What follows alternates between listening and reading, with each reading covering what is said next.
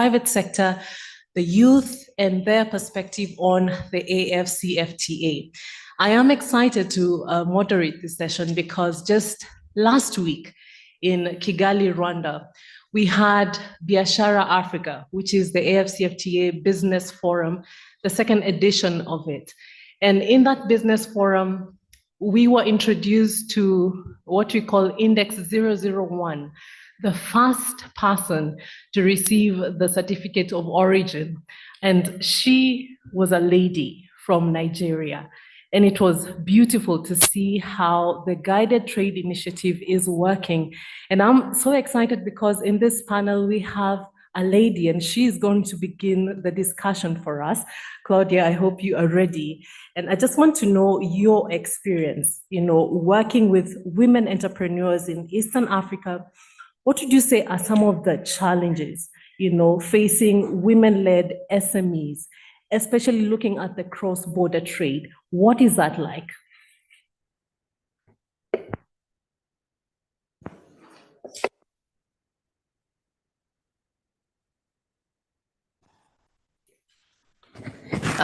Thank you to the panel. I'm excited to have a discussion specifically about women engaging in trade in this important African Continental Free Trade Area process. EAC is a sub-region organization working with women cross-border traders and women generally on the advancement of the status of women. We work at 20 borders of East Africa. And our experience with these women has been that they are very excited when they hear about processes such as this African Continental Free Trade Area. They are very excited to get into that market. However, they do face a number of challenges. One that I'm sure we all know is the issue of information, access to information. So they hear bits and pieces about this process, opportunities, and so on, but the nitty-gritties as to how to actually engage in this process are not easy to come by. You find that, for example, at the border level, we do not have this information broken down. We do not have it readily available, and more still, we do not even have it translated. For example, we have a number of borders where the language used is Swahili. So understanding the technicalities involved is a challenge. And the issue of information is not for only the women, but even with the officials that are actually supposed to support them into getting into this process. You find officials who are not aware about things like the guided trade initiative, for example. And this causes delays, but also feelings of harassment.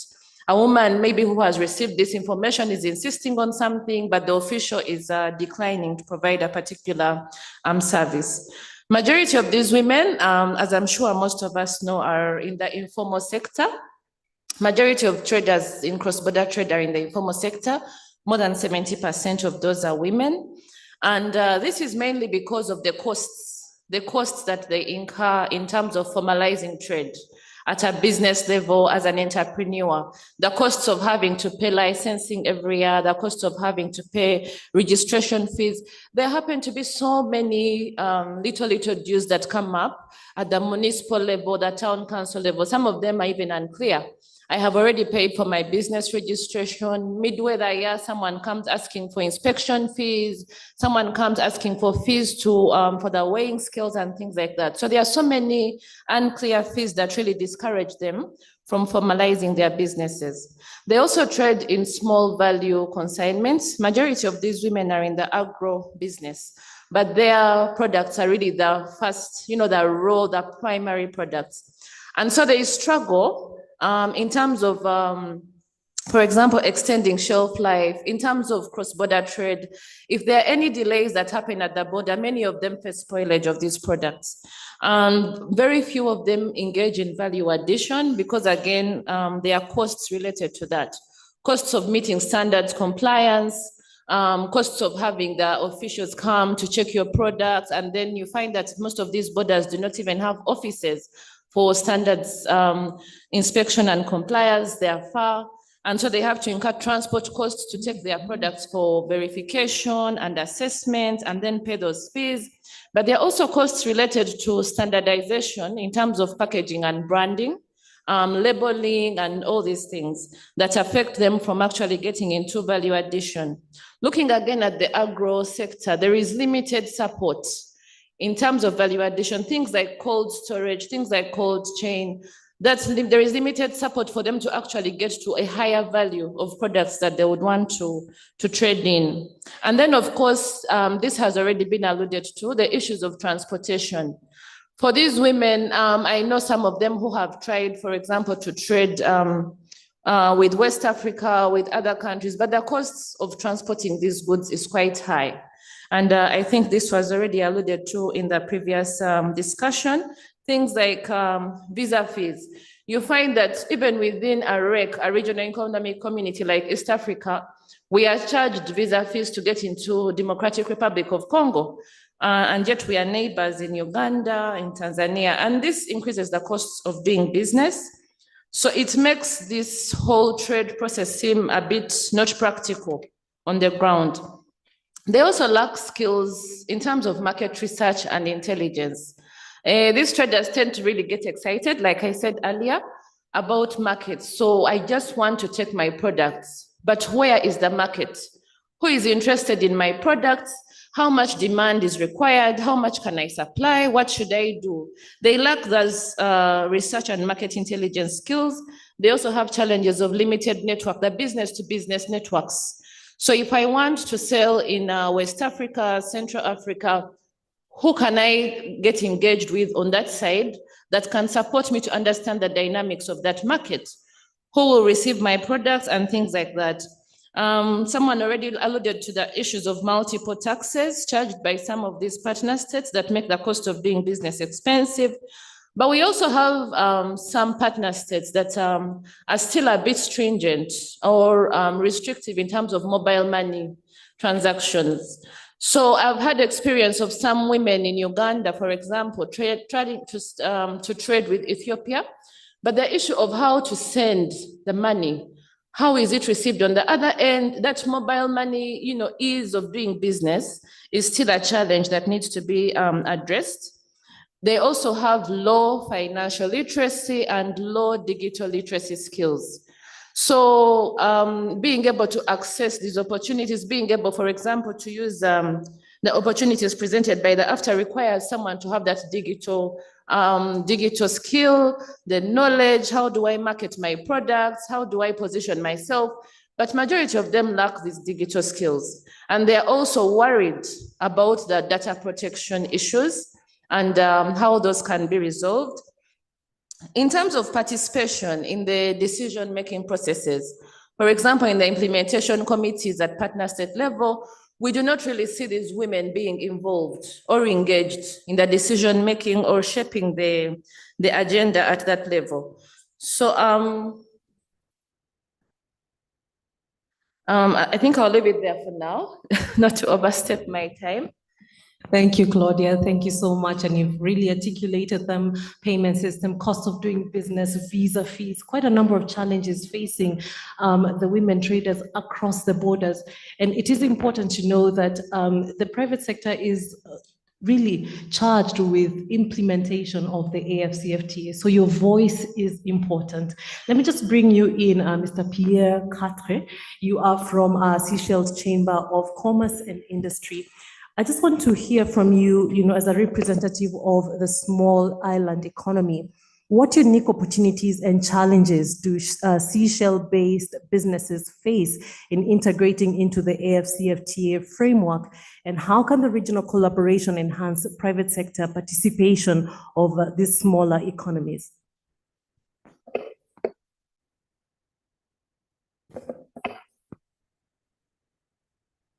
Yes.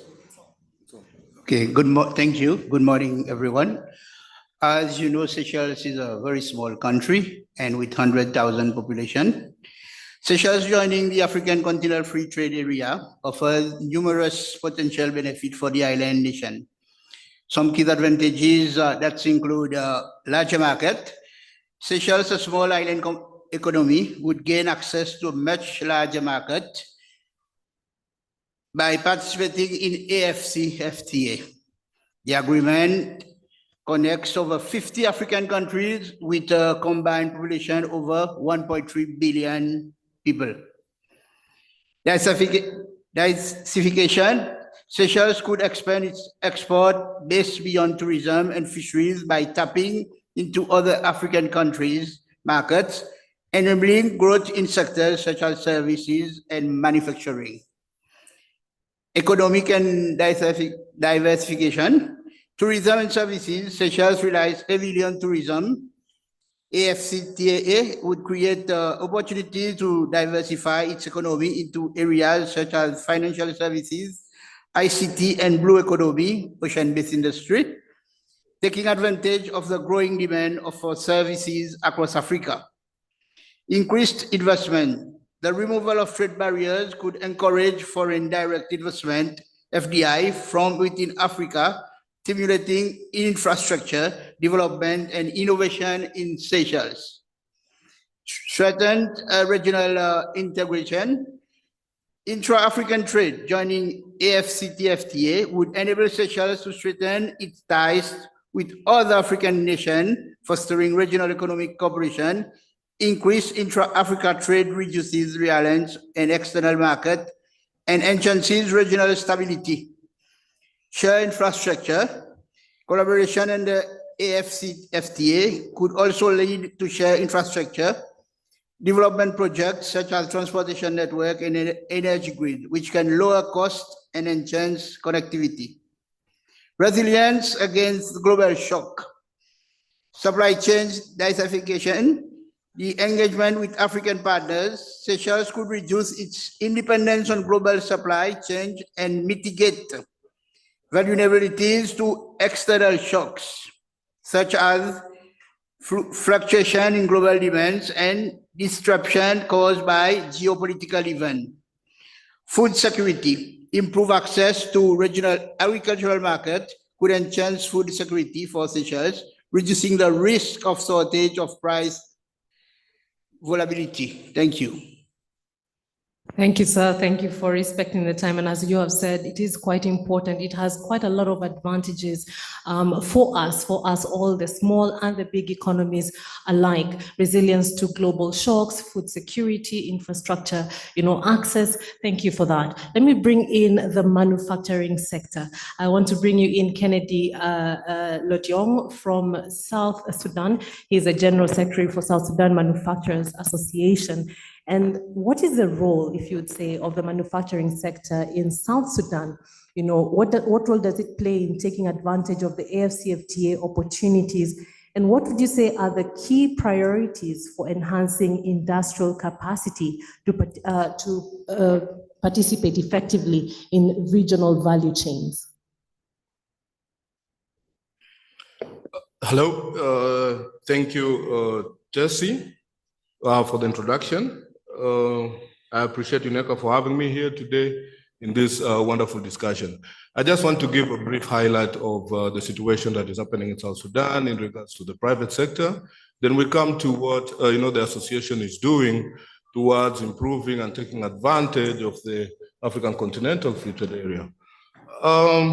As you all know, we got our independence in 2011, and the only resource that we have by then was the oil.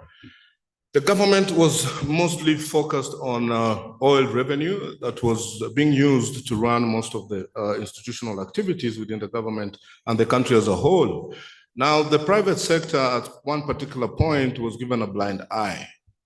With that, there was little or no resources or opportunities that were given to private sector to thrive. Then, the Association of South Sudan Manufacturers, with opportunities within the African Continental Free Trade Area, which is almost 1.3 billion people, that is a very big market for the commodities that we have. We are looking at job creations, we are looking at the reduction of costs in terms of tariffs, of movement of goods from one place to another. What we do at the Manufacturing Association is to bridge the gap between the private sector and the public sector, to try and create a conducive environment of doing business in South Sudan. By this, we conduct awareness sessions. We also do a bit of lobbying, and we also do a bit of advocacy in terms of what we feel is the right legal frameworks to be used to implement, some of the policies that we have. This is done through what we call PPD, which is public-private dialogue. We have a lot of conversation, and we are able to see the results that has come out of the PPD we've had with the government in terms of creating a conducive environment for doing business in South Sudan. And the challenges that we are facing within the manufacturing sector, some of them have already been mentioned here. And I think these are key challenges that deter industrialization, manufacturing within Africa as a whole. We've mentioned of infrastructure at the regional level, but there's also infrastructure at the national level. When you look at infrastructure at the national level, we are talking about roads. Road connectivity within our country by itself is a big problem. So movement of commodities or people from one place to another is very, very, very challenging. We have issues of electricity. I remember yesterday, my brother from Uganda mentioned that they're looking at lowering their electricity rates to $0.5 per kilowatt. Now, currently in South Sudan, we are paying $4.5 per kilowatt. So with that itself, it's already an increase in operational cost of production. Then it becomes really difficult. The issue of electricity is something that really needs to be looked into seriously. And I know it's not only in South Sudan, most of the African countries are facing issues to do with electricity. I heard about the agreement between Rwanda, Eastern Congo, and Burundi towards developing a dam that will be able to supply that region with electricity. And these are some of the issues that will trigger a lot of the inter-African trade that we are looking at, because we'll be able to do a lot of production. The next issue is in regards to finances. Access to finance is really another challenge that we are facing within South Sudan in terms of acquisition of loans or grants towards improving or increasing production of our commodities. And when you look at this, we had a discussion with our own government in terms of how do we have SMEs be able to access some of the loans. The commercial banks within a country are talking about risk management, which became a big factor. Then the issue of the CRB came to play. If we put up a credit reference bureau to work and be implemented, it will be able to grant a lot of the SMEs, loans for them to increase in the production of their businesses. The other issue was also mentioned here previously is information, market information, access to markets and market information. It is so difficult for somebody who is producing a commodity in South Sudan to know that there's demand of the same commodity either in Uganda, Tanzania, or West Africa. We have a couple of commodities that have high potential or high markets in different regions within Africa as a whole. For instance, the quality of honey that we produce in South Sudan, I believe, is one of the highest or the best quality of honey. When you look at gum arabic, South Sudan, I believe in the near future, will be the leading exporter of gum arabic in the region and the world as a whole. But this information is lacking to where the markets are. And with that, we had a brilliant discussion yesterday with Professor Adama in regards to how we can have market linkages of the commodities that we have. He is a specialist and he's worked a lot in different areas in regards to gum arabic sector. And this sector by itself in South Sudan, it will be able to improve on the economy of the situation. It will create a lot of jobs, and it will be able to bring the difference that we want to see on the table. The other key issue that we are facing as well is in terms of taxation. We need to have what we call harmonization of taxes. It is a bit, let me just give a brief story of what we did, and one of our achievements in terms of taxation is whereby we did a research-based evidence on taxation between important commodities and the locally manufactured commodities. And it was evident that imported commodities were subsidized to 90%. And by that time, when we reported this to the government and told them, listen, this is not helping local manufacturers grow. This creates unfairness in terms of competition and pricing of the commodity in the market. Yes. Then they were so impressed and they were happy that it was surprising that they did not know this is happening. So at the end of the day, this is what I'm saying. The importance of dialogue is key, Yes. Towards achieving some of the goals that we want to achieve. And I would also want to encourage a lot of private sector engagement towards pushing or lobbying for implementation of the strategies that we are putting across within the African Continental Free Trade Area.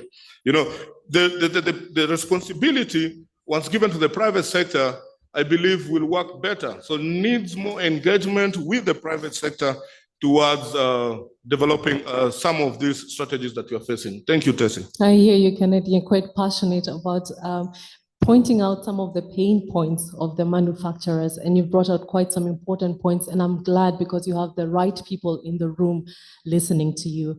John Kalisa from Rwanda, I want to bring you in. He is Executive Chairman of East Africa Business and Investment Advisory Council. He actually wears quite a number of hats. So John Kalisa, looking at capacity building, and skills development, we know that this is key as far as the implementation of the AfCFTA is concerned. So what would you say are the specific strategies that should be prioritized to build the entrepreneurial and business skills of the youth? And how can the private sector and the government work together to achieve this? Bonjour, good morning. Habari za asubuhi.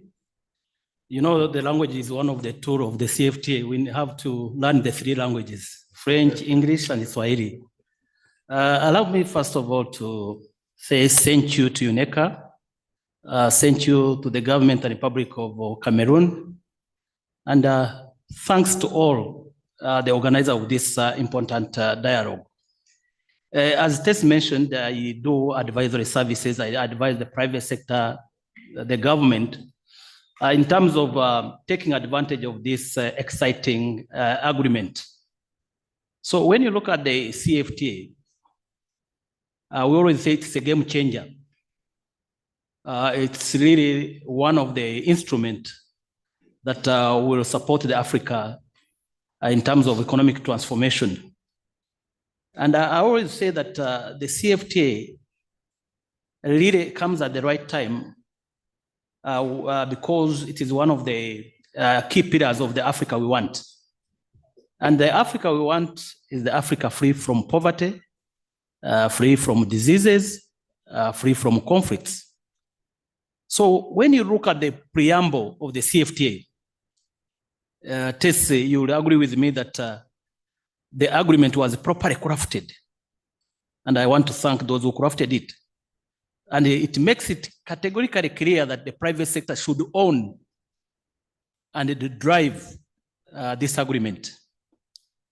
And when you look at and I think Andrew mentioned about it, it is the largest single free trade area in the whole world, given the participating partner states or member countries.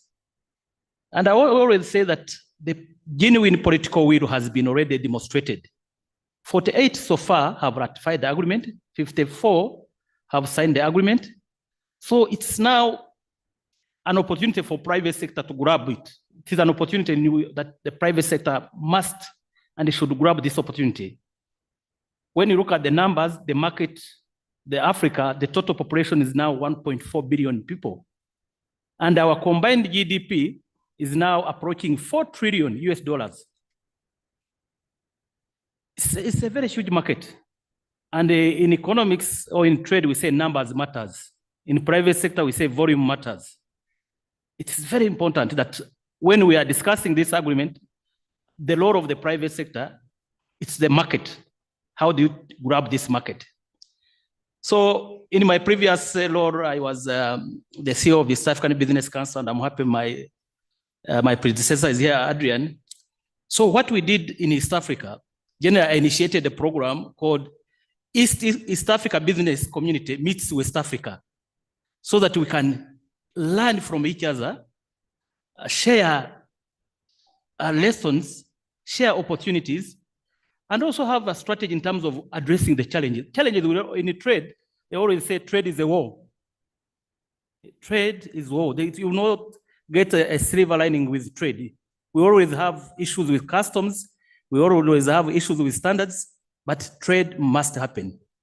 And to happen is the private sector. We need entrepreneurship. We need strong entrepreneurship. And we will not wait for the government protocols.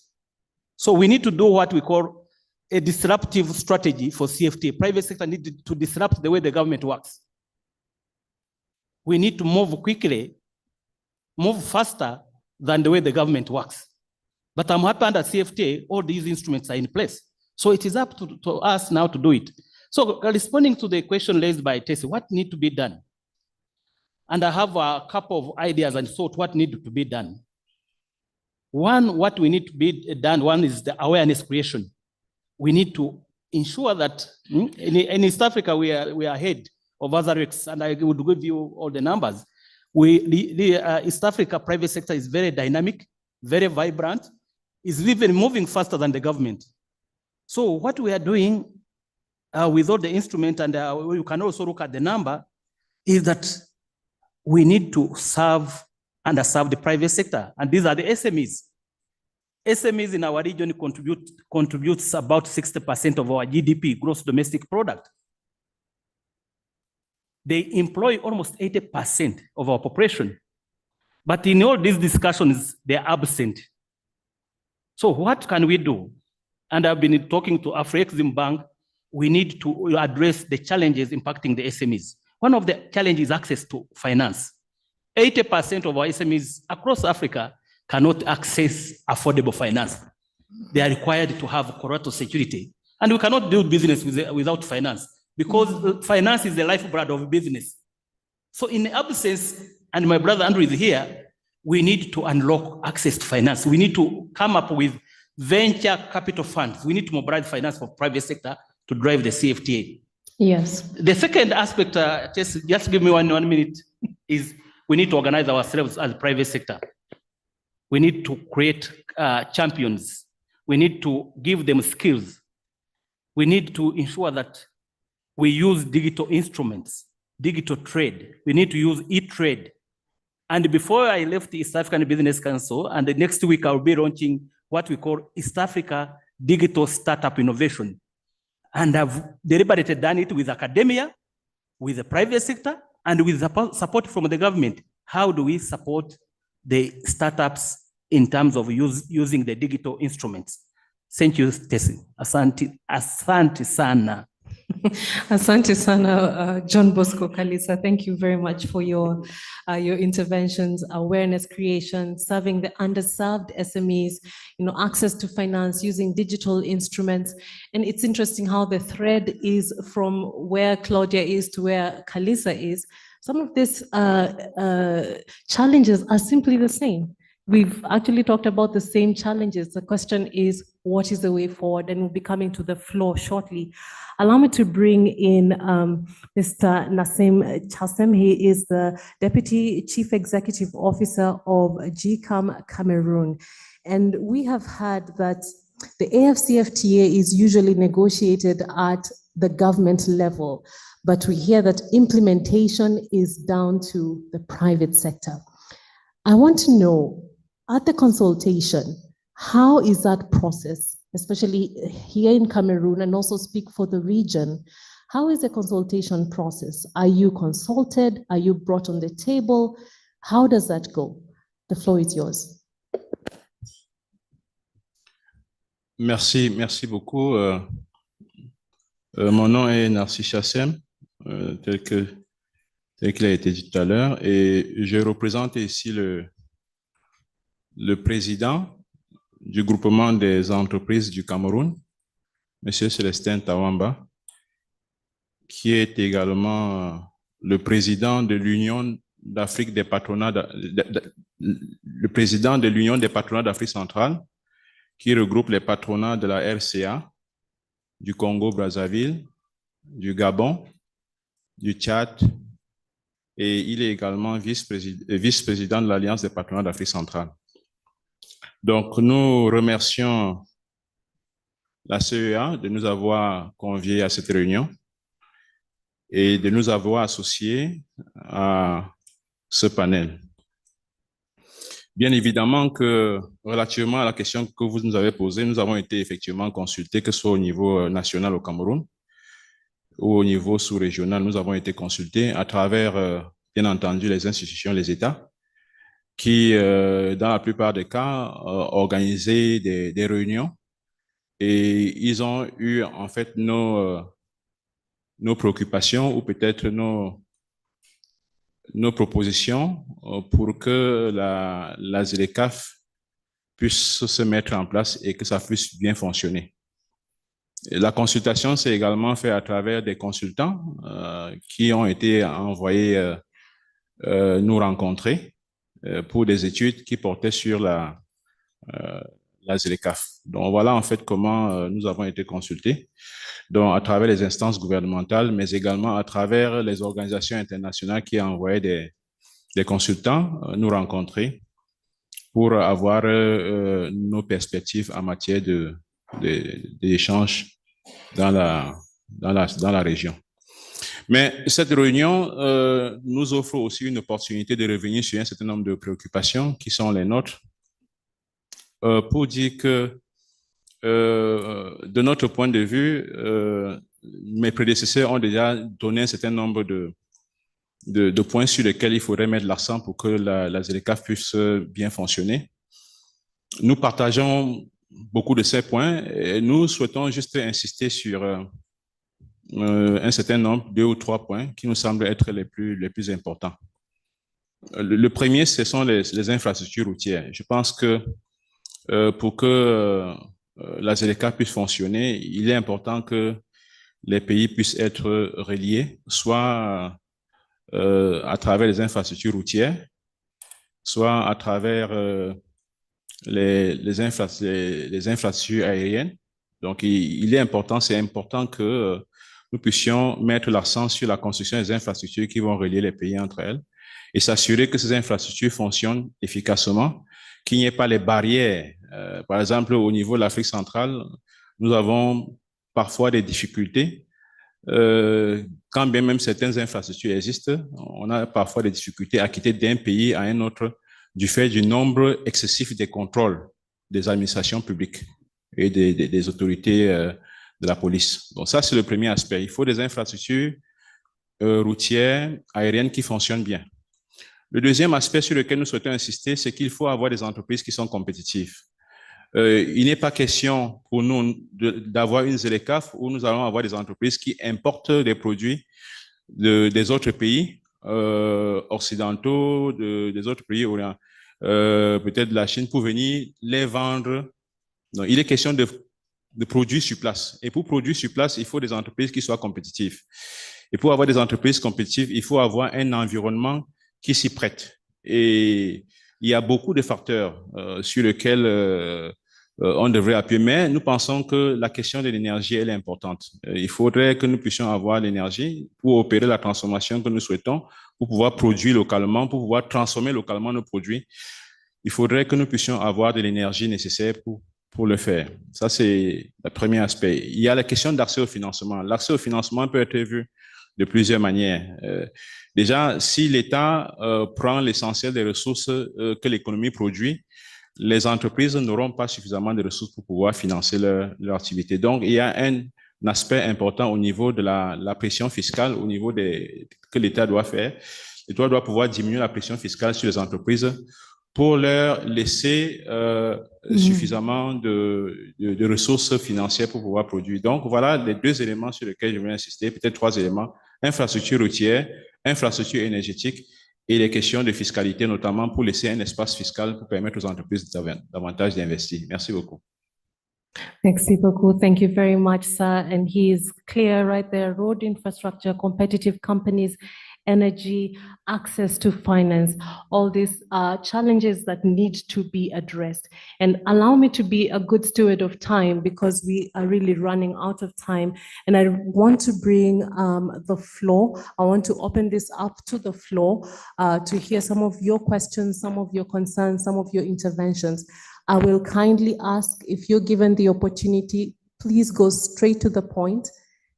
Please go straight to the point. And number 2, if you have a question, direct it to one particular person. Let us know who it is going to.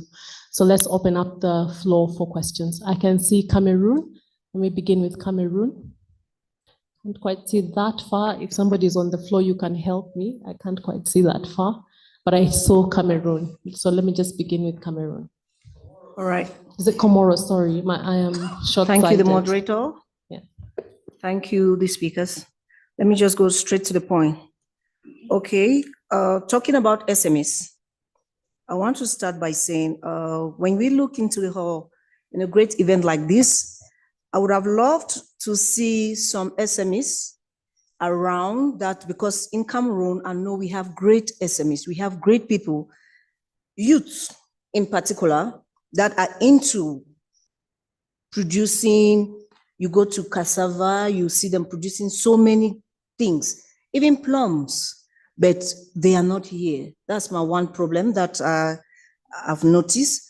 Secondly, when we talk about women in the entrepreneurship system, we should look at some problems were raised, like their lack of information, the lack, the encouragement. They don't know the way forward. So another thing I want to propose on that is we should not neglect the woman sector in entrepreneurship system, because I believe they say when we educate a woman, we educate a nation. So if they are into business, they are our future for tomorrow. That's another point. Talking about finance in a small and enterprise system, we should try to raise a situation where SMEs are given loans to carry out these businesses, because that's the first challenge that youth in Cameroon face, especially young entrepreneurs. So if we can look into that, I think we'll cover a lot of situations that the people in our society face, especially the less privileged. Yeah. Thank So you. Thank you very much. Thank you very much for your intervention. I can see a hand right here. It's off.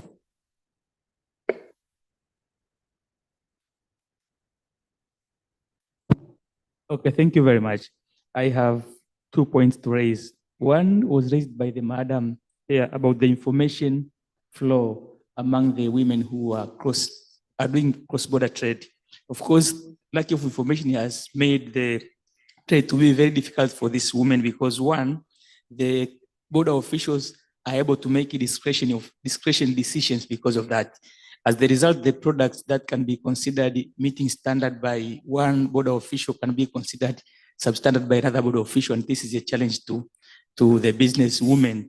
And of course, this makes this provides a loophole for business for the rate-seeking behavior among the border officials. The second one is the challenges associated to middlemen. The products that are coming from one country crossing to the other country, the first person that the business women meet are the middlemen. The middlemen are very organized. They determine the price, which always add to their margin.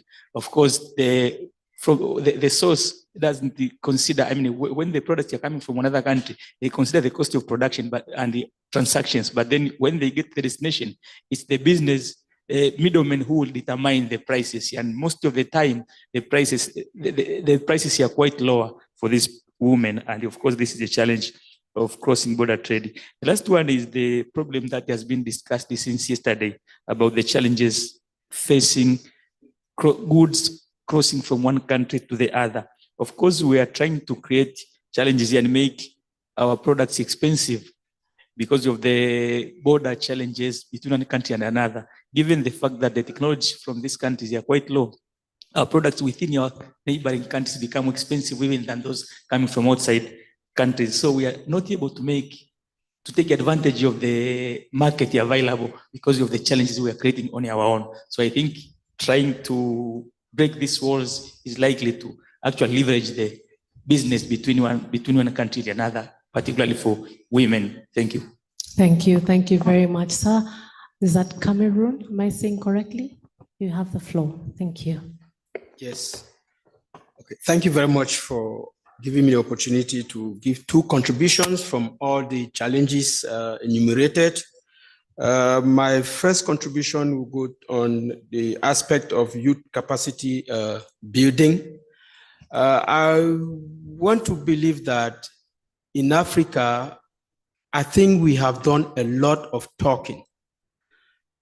Now is the time to pass to action. I've been involved in youth training, capacity building in Cameroon with some UN agencies, and recently we are waiting on some from the World Bank. I think this talking has been going on for a very long time. This is a time for Africans, young Africans, to pass to action.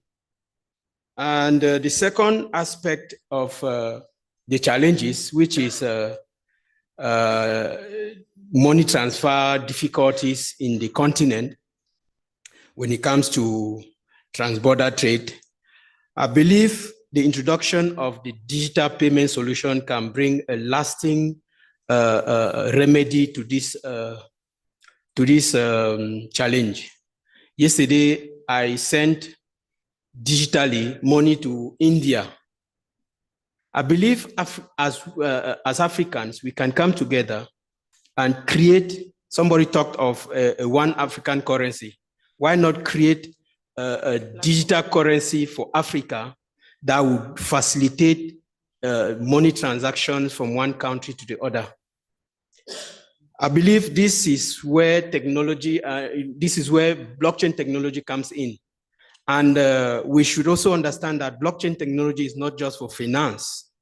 Blockchain technology can be used even in the management of the country, like in sectors of real estate, agriculture, and general management.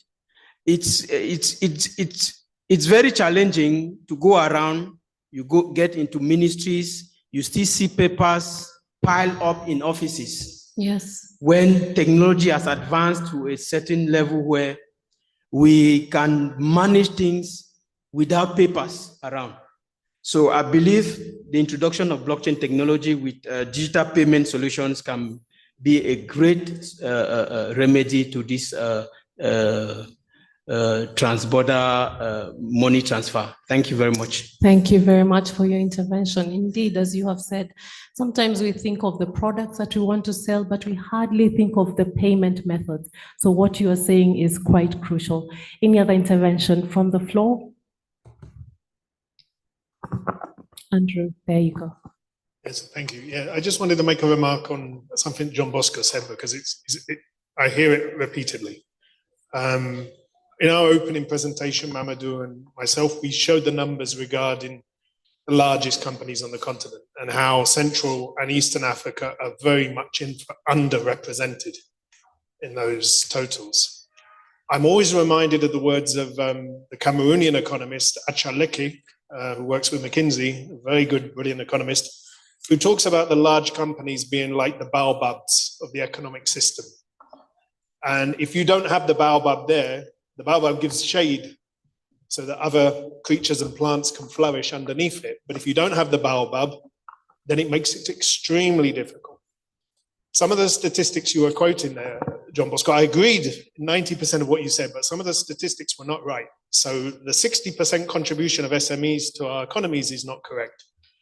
It's much, much lower, actually. If you count the public sector and then the larger companies, actually the percentage varies. There's different estimates, but it's not 60%. And there was a wonderful study for Ethiopia, for example, which actually showed that, yes, SMEs create a lot of employment. They also destroy a lot of employment. The turnover is very quick. Yes, SMEs trade quite a lot, but they also go out of business and stop trading very quickly. The Ethiopian study actually showed that the handful of large companies in the Ethiopian economy created just as much employment on aggregate as the multitude of smaller companies, simply because the larger companies provided more guarantees of employment over the longer run. You understand? Whereas the work in the SME sector was less stable. So people were talking about how the SMEs, I think Madam from Cameroon was saying they're not present in these conversations. What we actually miss at the continental level is actually discussions between the middle and larger companies, which do the bulk of trading at continental level. Make no mistake, the European Union, when it came to do its single market program 40 years ago, it was done by a conversation amongst the 300, 400 largest companies in Europe. It was called the Deca Group, and they were very much behind the creation of the single market in Europe because they had a lot at stake, because they were already undertaking cross-border trade. When I speak with business people in the region, if you speak for representatives of some of the large firms, Bakresa, for example, in Rwanda, they have problems trading across borders. I think we need to adjust the debate a little bit to take into account those large baobab companies and make sure that they can undertake the trade. And I think the smaller firms can profit.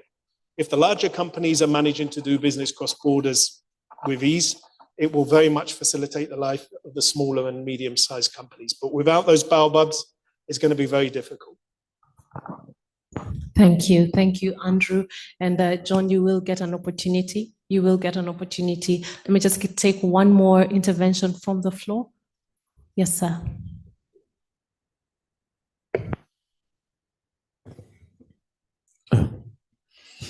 Bonjour.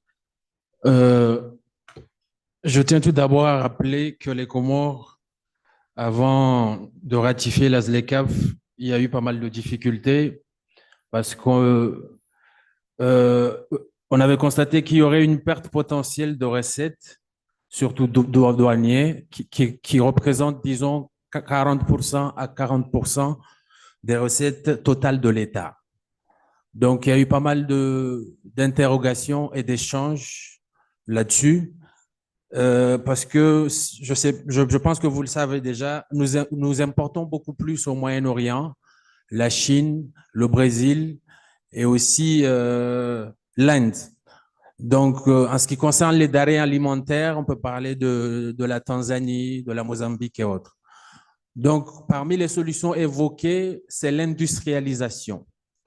Et je pense que l'industrialisation est conditionnée, en tout cas par des aspects basiques qui ont été développés par le dernier intervenant panéliste, qui sont les infrastructures, soit routières, énergétiques et autres. Donc, qui posent énormément de problèmes aux PME aujourd'hui aux Comores. Maintenant, vous savez que les Comores sont des îles. Déjà, nous avons des difficultés sur la libre circulation, en tout cas des biens et des services entre nos îles. Donc, n'en parlons plus en ce qui concerne le reste du monde. Donc, je vais souligner deux points qui sont assez importants, qui, je pense, devraient être une source de discussion potentielle qui pourrait permettre justement à notre pays de mieux intégrer, en tout cas, la ZLECAf aujourd'hui.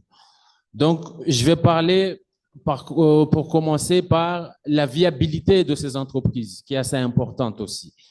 Donc, je pense qu'il faudrait qu'il y ait une volonté politique assez conséquente qui pourrait garantir en tout cas la viabilité de ces entreprises vu les difficultés que nous rencontrons aujourd'hui, comme je viens de le préciser, l'énergie et autres.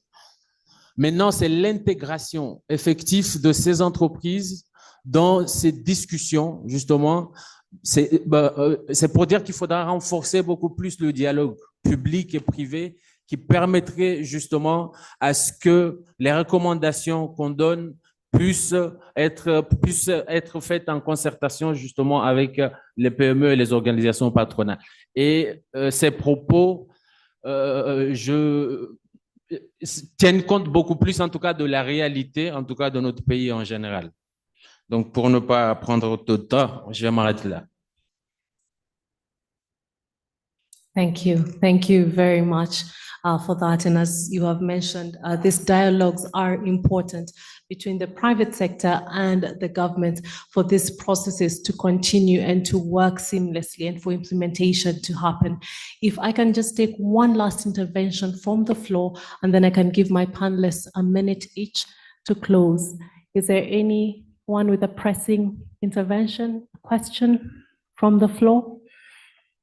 Are we happy? Great. So let me just go to my panelists. Let me begin with Claudia. You each have 1 minute to just make your last or your closing remarks. Thank you.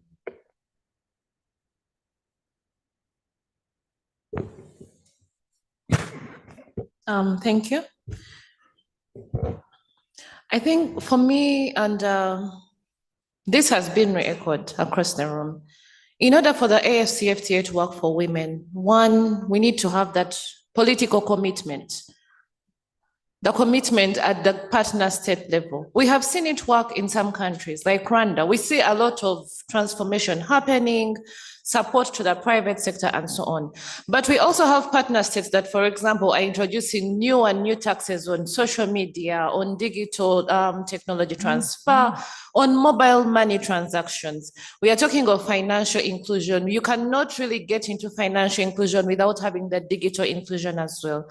So there is need to see the practicality on the ground by the partner states. When we come to issues of women, the issue of access to credit, similar to the youth, we have research that shows that women, when they take loans as entrepreneurs, but even as individuals, they are more likely than men to pay back those loans fully. And there is also research by Oxfam that shows that women are also more tax compliant. So there is need to take that into consideration and have gender responsive packages that are really tailor-made to support these women entrepreneurs. If what they need is access to affordable credit, we should not get an MSME and ask them for requirements that require them to have certain thresholds of capital, of income in order for them to qualify to receive credit. You do not work in a country where you know that many of the women lack assets, those big valuable assets that can be used as collateral, and you ask a woman entrepreneur to provide an asset to use as collateral. We have women, for example, that we work with as ARC who have tried to come into groupings and have tried to access asset financing, but we're still challenged at that level where the banks want you to provide about 25% of the cost of the assets down before you can even access the credit. So these packages, you see a well-intentioned system in place, but which has not really taken into consideration why is this particular group not accessing this credit in the first place. Yes. So there is need to see that intentional move. It is not enough to have policies in place. In terms of the strategies, they need to be practical. Look at what are the gaps that have hindered particular groups from going far. Is it the social norms? Is it education? If you're providing information to these groups, where are the youth? Where can they be found? Where are the women? Where can they be found in order to actually be targeted so that Yes. they benefit from all this? Thank you. Thank you, Claudia. Thank you very much for your interventions. Thank you very much. Let's go to you, sir, Mr. Pierre.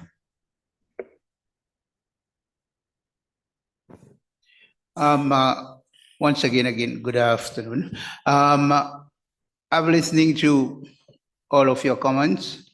I think as small island states, we all facing the same issue.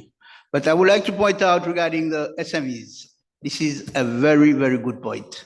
I think across Africa, the formalities for the SMEs to get a loan, to facilitate them to start business, it's one of the difficulties in Africa, in Seychelles also. Firstly, regarding the SMEs, when they start, they got a lot to pay. They need a rental, they need electricity, they need everything to start.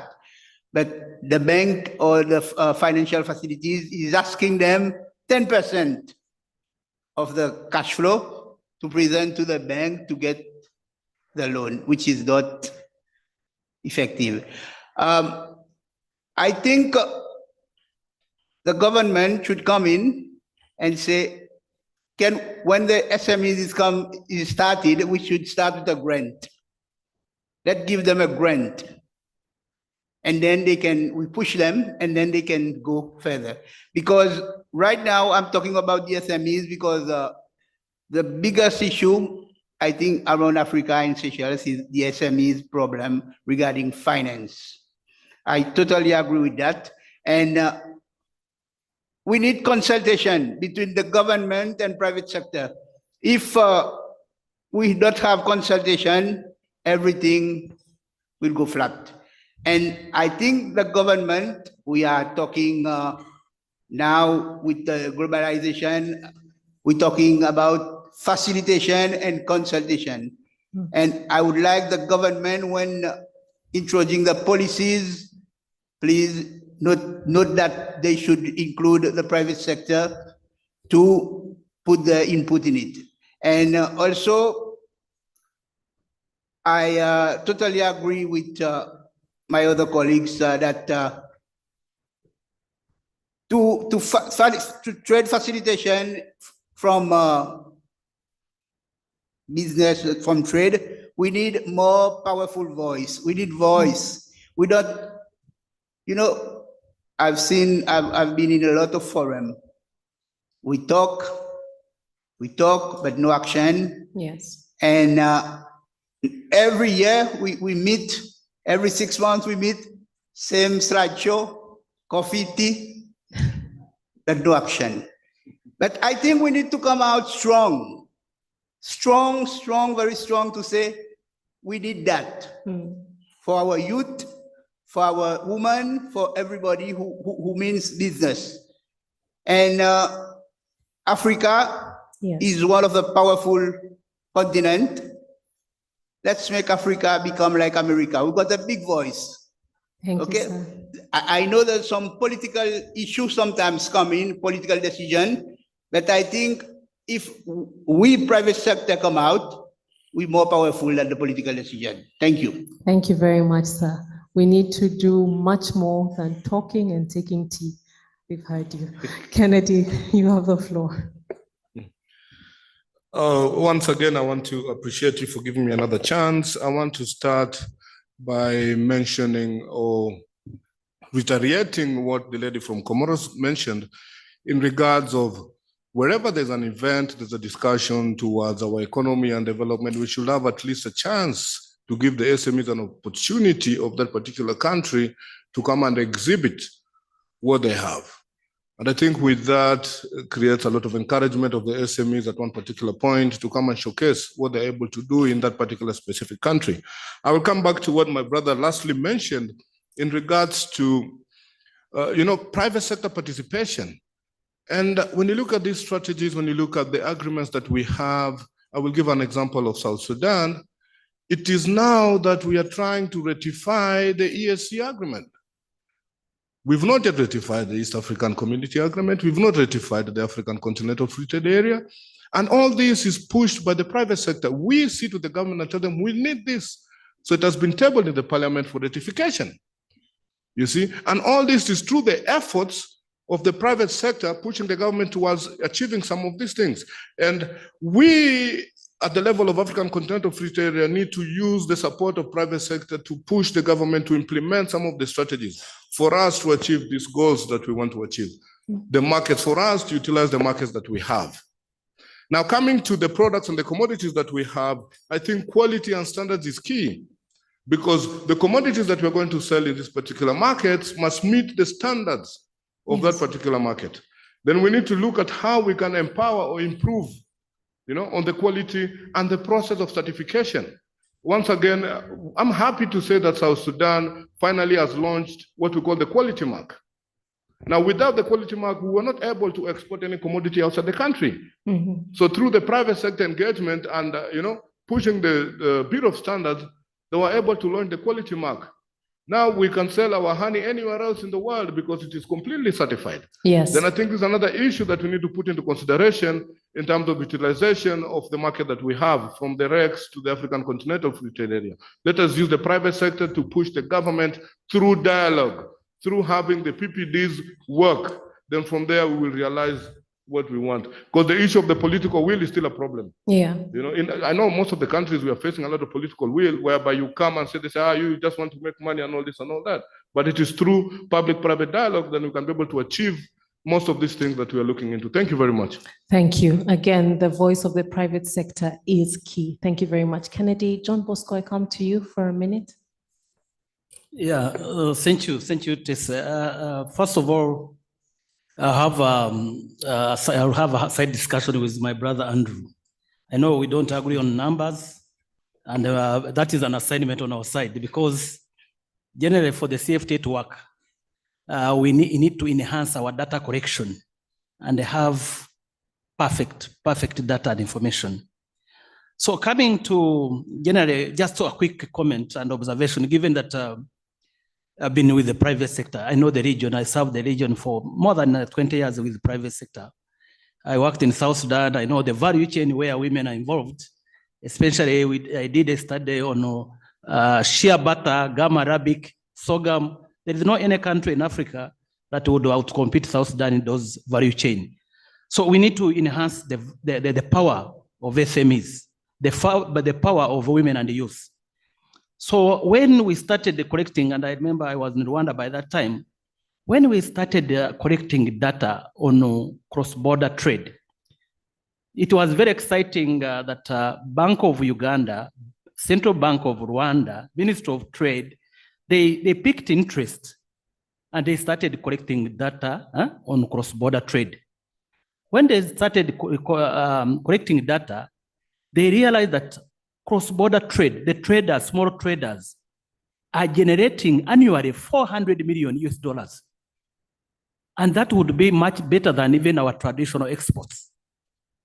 So in my appeal, in my view, and this is my submission, is that if we want CFTA to work, let's get that data right.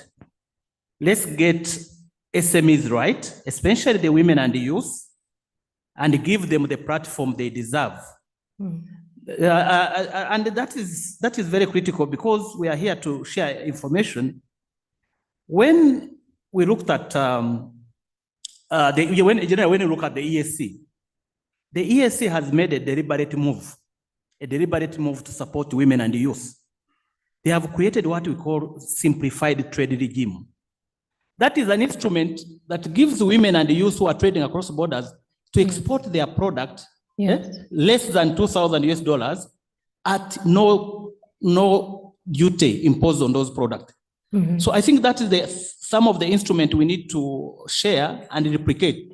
Finally, is transparency, publication of information on what we are trading and whom are we trading with. And that is very, very, very critical.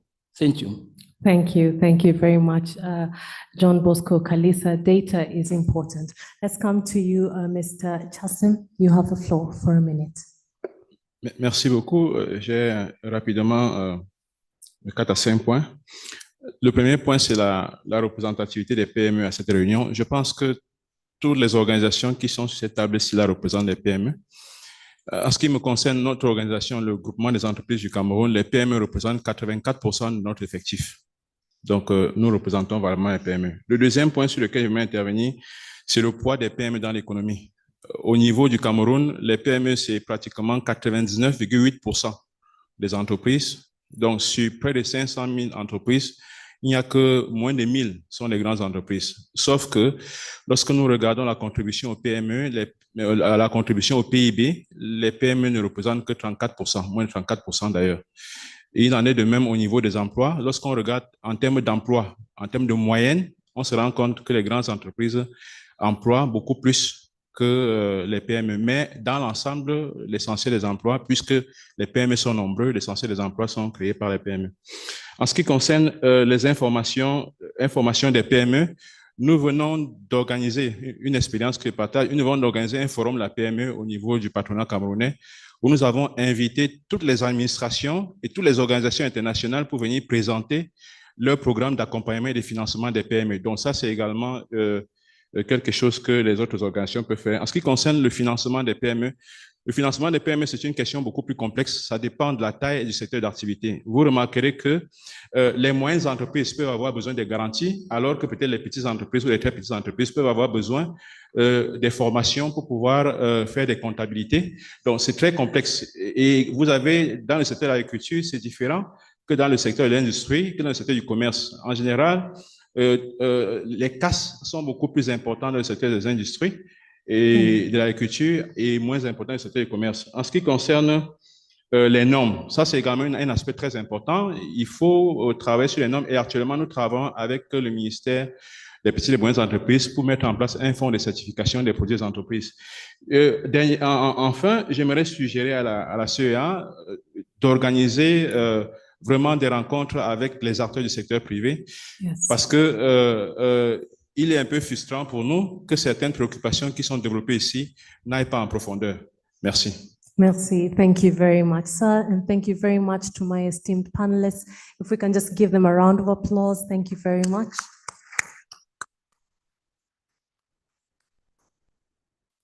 Thank you very much. You can have your seats. As we are running a tight ship, I'm actually going to, as they're taking their seats, I'm going to introduce our next panel, which will be quite fast. We are still continuing with this conversation on the AfCFTA. We just heard from the private sector. It is now a turn of the youth, and we'd like to hear from the youth what their perspective is of the AfCFTA. So I'm going to begin with Ms. Celine Njezebuhoro. She's from Burundi, the Youth Leadership and Empowerment Initiative from Burundi. If you can kindly come up to the stage. I'm also going to call Mr. Johnson Mirigi Riba. He's the head of research and policy and head of registration and coordination at the National Youth Council in Kenya. You're welcome to the floor. We also have Mr. Hussein Madej Mohammed. He is Executive Director of UDE Somali Young Volunteers Association. You're very welcome. And finally, we also have Chukri Abdullahi Mohammed. She's the CEO of ISCAE, co-founder and honorary president of CJED, and founder and president of the Djibouti Business Women Association. You're very welcome. Let's put our hands together as they come to the floor.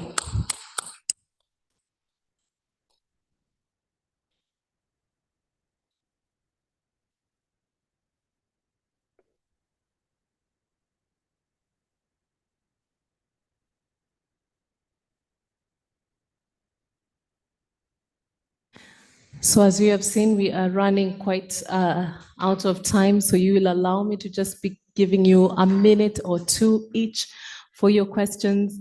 And if you see me doing, just know that's my cue for you to, to finish. All right. So I will start with you, Ms. Celine. From your work in youth leadership and empowerment, what would you say are the biggest obstacles, preventing young entrepreneurs from participating fully in the AfCFTA?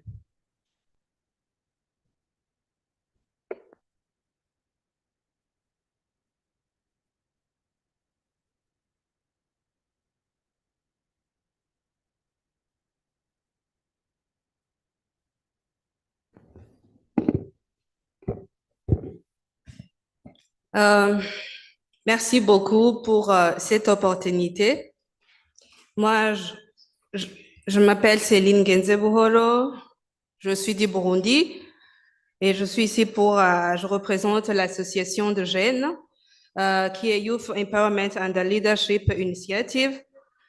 Nous œuvrons dans le renforcement des capacités des jeunes sur l'entrepreneuriat et le leadership pour qu'ils puissent donc pouvoir sortir leur potentiel, le potentiel qui sont en eux, afin d'initier des activités de leadership et d'entrepreneuriat. Comme vous le savez très bien que la participation de la jeunesse dans le commerce, dans le développement économique ou aux affaires est très essentielle. Parce que vous savez très bien que la grande partie de la population de nos pays est faite par les jeunes. Mais malheureusement, cette catégorie de la population est souvent oubliée dans les instances de prise de décision, alors qu'ils jouent un rôle motrice dans le développement économique. Alors, sur ce point, je vais donc aller droit au but pour répondre à la question, parce que vous savez que très bien que cette catégorie de la population fait face à beaucoup de problèmes vis-à-vis de la mise en œuvre de la ZLECAf. Donc, il y a beaucoup de défis, mais je vais juste parler sur les grands points. les grands défis, les grandes barrières. Il y a surtout ce défi de manque d'information. Et je pense que beaucoup des intervenants ici ont parlé sur cela. Beaucoup de jeunes ne savent même pas que la ZLSCAF existe. Et ceux qui savent, ils n'ont pas des informations sur l'état d'avancement de la mise en œuvre de la ZLSCAF. Ça, c'est un grand défi pour que ces jeunes puissent donc se lancer et bénéficier des opportunités qui sont offertes par la ZLSCAF. Ça, c'est un grand défi. Nous, en tant qu'une association de jeunes, nous essayons donc de faire des sensibilisations à ces jeunes pour qu'ils soient au courant de cette plateforme. Mais, vous savez, toujours, nous le faisons avec nos partenaires et nous le faisons dans le cadre des projets. Et les projets sont limités. On ne peut pas atteindre tous les jeunes. Donc, c'est-à-dire que il faut qu'il y ait encore des efforts qui soient conjugués ensemble pour que la majorité de jeunes, ou même voire tous les jeunes, soient atteints par des projets qui visent à leur donner cette information et savoir que la ZLSCAF existe. Il y a des opportunités qui peuvent les aider donc d'avancer dans leurs projets, dans leurs activités. Il y a un autre grand défi, c'est l'accès au financement. Ça, donc, quand on parle du commerce, on parle des affaires, on parle de l'économie, on ne peut pas mettre à part les financements.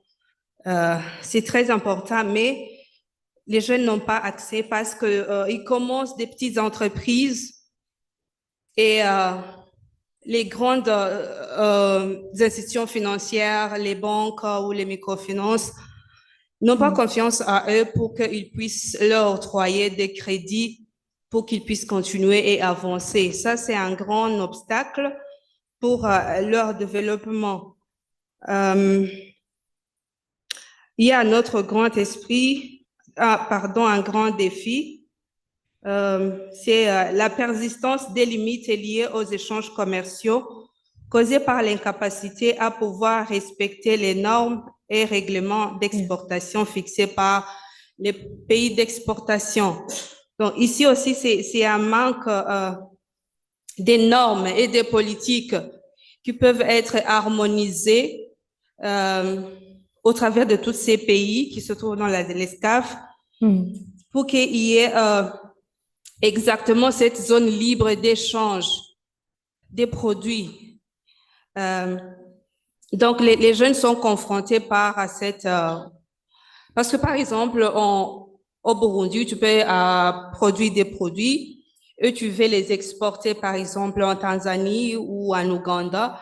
Et puis, on va te dire, tes produits ne renferment pas les conditions de bonne qualité, les normes standards. Donc, ça c'est un défi. Il faudrait que les politiques soient harmonisées.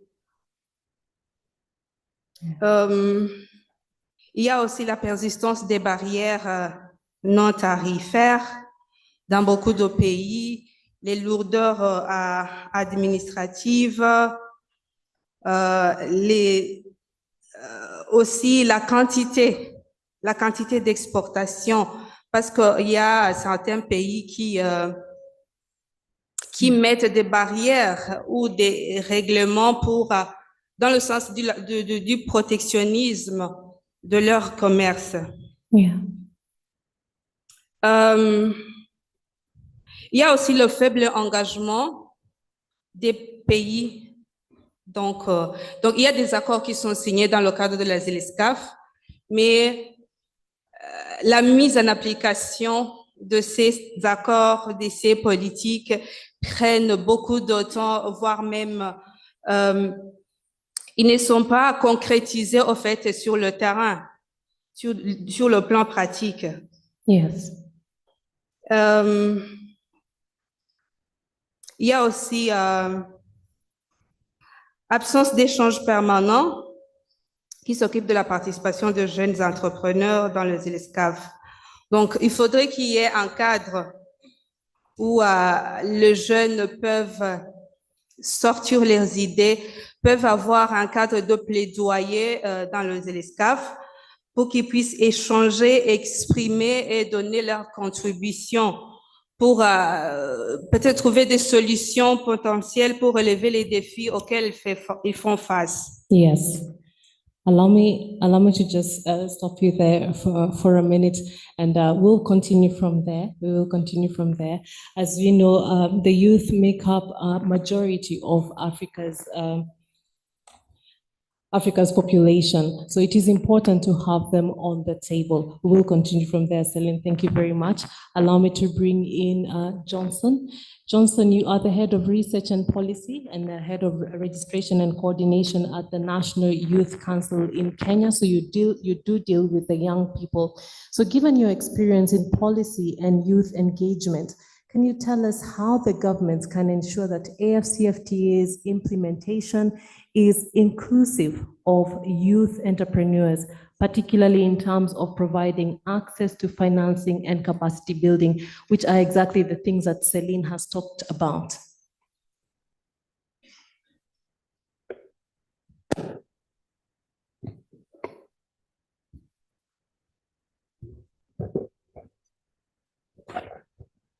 Thank you for the question.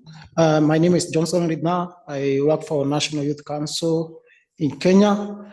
And I think today we have earned almost a similar discussion, but allow me first to bring the perspective of youth into this in terms of understanding the demographics that we are talking about. We are talking over situations whereby over 70% of Africans are young people below the age of 35. We are talking about a demographic that is highly unemployed, and we are talking about a demographic that is highly unprivileged in terms of resources to do trade.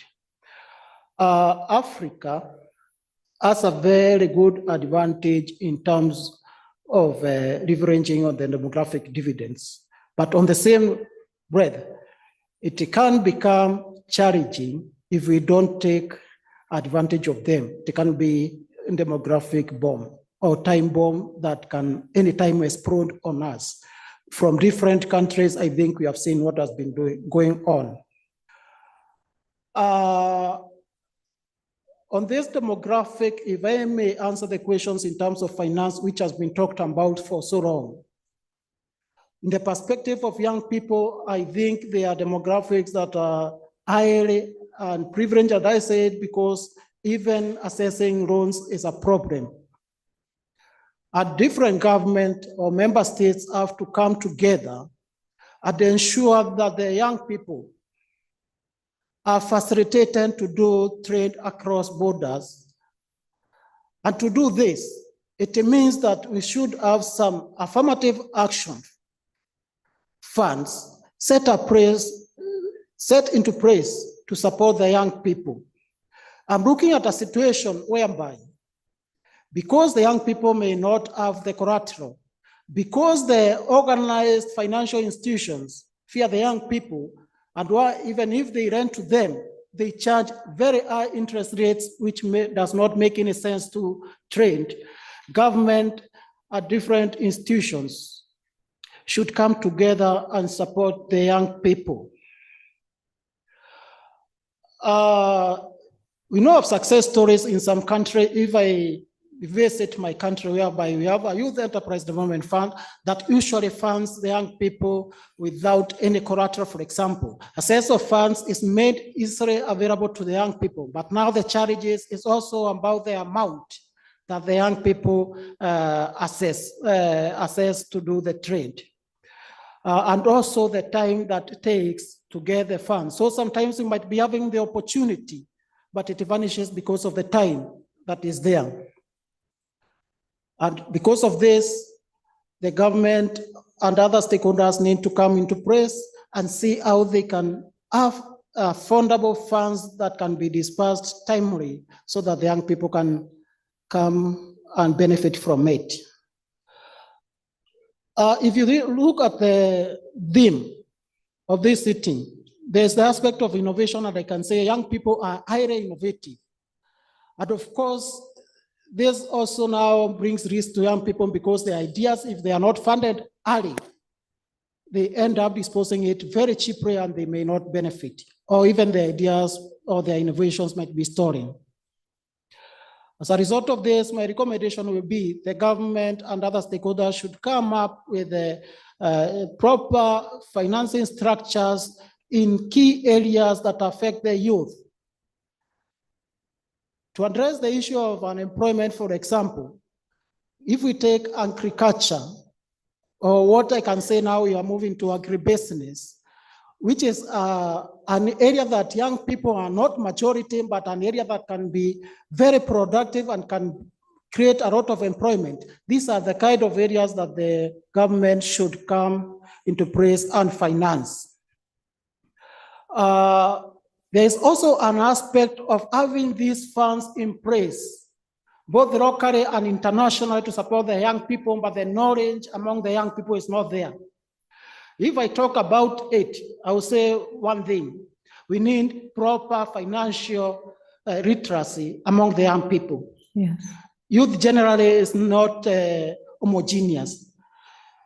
We have young people who are highly trained and learning that may understand how to look for this information, but also we have the informal sector, which we have to incorporate for us to move forward, which I tend to think now when it comes to literacy, we need to work together to ensure that they benefit. Finally, allow me to say that the government alone will not do it. We need everyone on board. We need collaborations. We have non-state actors that are supporting young people, and the government and all stakeholders need to come together in terms of financing young people, in terms of giving information to young people that is required, and in terms of building capacity of the young people to ensure that the young people of the Africa benefits. Thank you.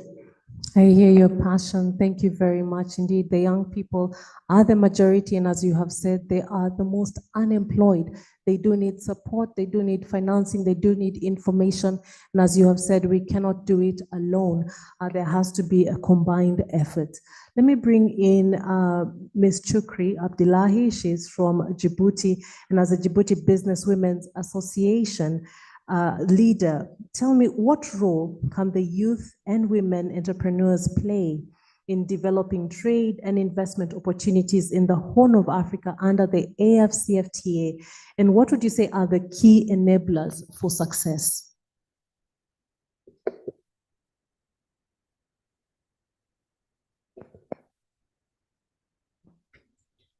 Bonjour, je m'appelle Choukri Abdillahi, je suis de Djibouti. Je remercie les organisateurs de m'avoir confié dans cette réunion, l'équipe du CA. Merci Madame la modératrice. Et je remercie aussi l'hostilité des Camerounais. Merci de nous avoir accueillis chez vous. Et je vais prendre la parole pour la deuxième fois parce que l'année d'avant, aux Seychelles, j'ai pris la parole, j'étais panéliste sur le financement islamique.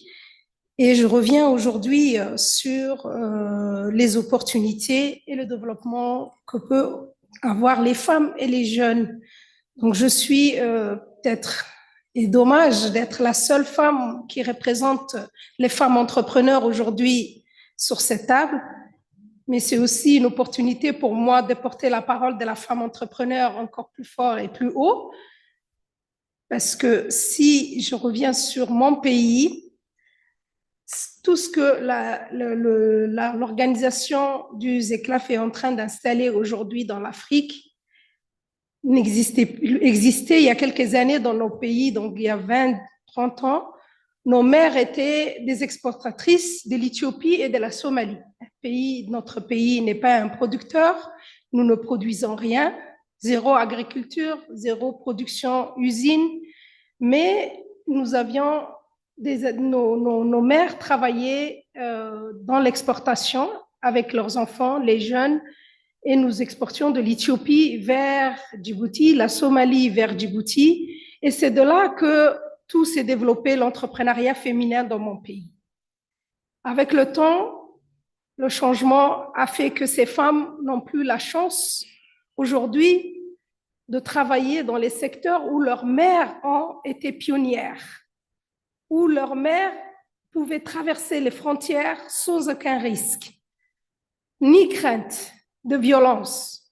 Aujourd'hui, nous ne pouvons pas faire ça, c'est malheureux. Donc, les opportunités, donc si je réponds à cette question, les opportunités sont toujours là. Nous pouvons encore et plus importer des pays de nos voisins. Je suis aussi la présidente de la Fédération des femmes entrepreneurs du COMESA à Djibouti. Et les régions, nous travaillons jour et nuit comment remédier à cette question, à ce qu'il y ait les échanges dans les pays des régions. Donc nous avons la frontière avec l'Éthiopie, la Somalie et surtout l'Érythrée. Mais les guerres civiles, la crainte, les barrières ont créé à ce que aujourd'hui les échanges deviennent de plus en plus difficiles. Si des organisations sont là pour enlever toutes ces barrières, comme il a été bien cité dans toutes les discussions depuis ce matin, je pense que nous pourrons avoir et relancer toutes ces opportunités qui sont l'import et l'export. Mais qu'est-ce que Djibouti peut offrir à ces pays? Qu'est-ce que Djibouti a de plus? Nous sommes installés stratégiquement sur la corne de l'Afrique, là où passent tous les bateaux en provenance des pays de Dubaï à la Chine, à l'Inde. Donc, nous, ce que nous offrons, c'est des prestations, des services de haute qualité. C'est la construction peut-être des belles routes qui pourront être faites selon l'expérience de nos jeunes cadres.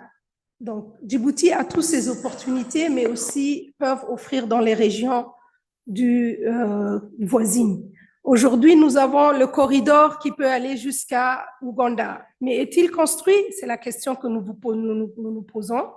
A-t-il été investi? Pas encore. Donc, nous attendons, on parle de tout ça depuis des années et des années. Nous, les femmes entrepreneurs, nous sommes très patientes, mais nous sommes des briseurs de barrières.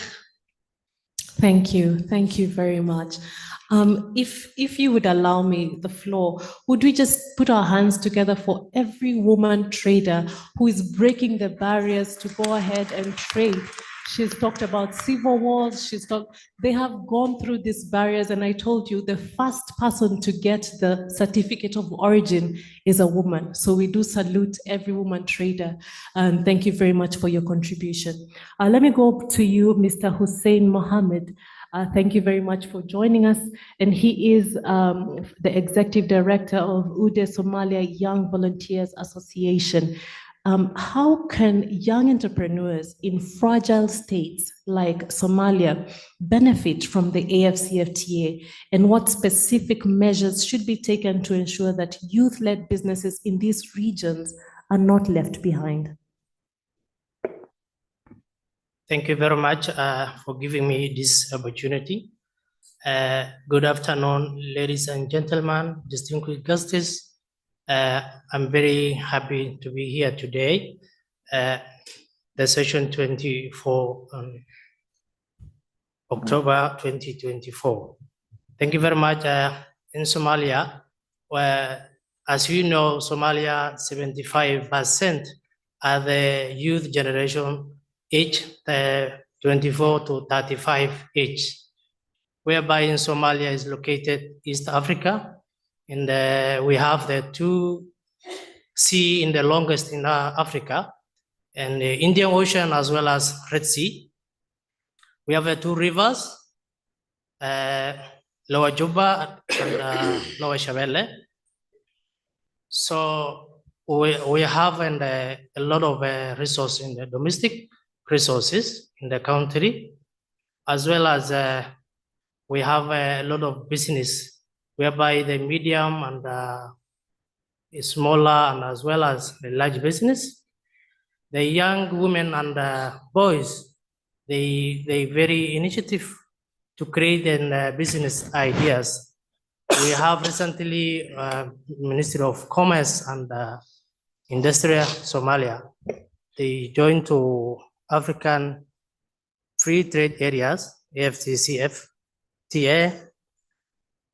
So it is great honor to be join Somalia and also as well as East Africa Community Market. Recently, we joined officially. Somali is the 8 regions East Africa Community members. So we are very happy to that. And as a good news as well, Somalia today launching the National Transformation Plan, which is the strategic plan for 5 years, 2025 to 2029. Recently launched today, which is opening the ceremony, President of Somalia, Hassan Sheikh Mohamud, as well as the Prime Minister of Somalia, Masa Hamza Abdi Barre, as well as the Minister of Planning and Cooperation and International Economic Development, Mr. Abdurrahman Bene. So it's very good news. We are, as a Somali youth, we have a lot of idea for business innovations or creative ideas whereby and business growth in Somalia and in the Somalia joint East Africa community. We are very excited to that, and youth to promote the integration of the East Africa community, as well as experience, ideas, and the diversity of the different people. There is an opportunity to increase the domestic of the country, as well as if we are free movement for East Africa countries, we get from maritime issues and borders, as well as domestic productive issues will increase. The country recently started what is called VAT, value added tax, recently announced by government, Minister of Finance. So the country is booming now, social, economic, and perspective. There is a news of, there is a national plan for 2025-2029. There is a 5 main pillars, which is a focus on the transformation and governance, sustainable economic and transformation, social and human capital transformation, environment, and the climate resilience, enabling, including the legal framework and transformation, transportation and connectivity in Somalia as well.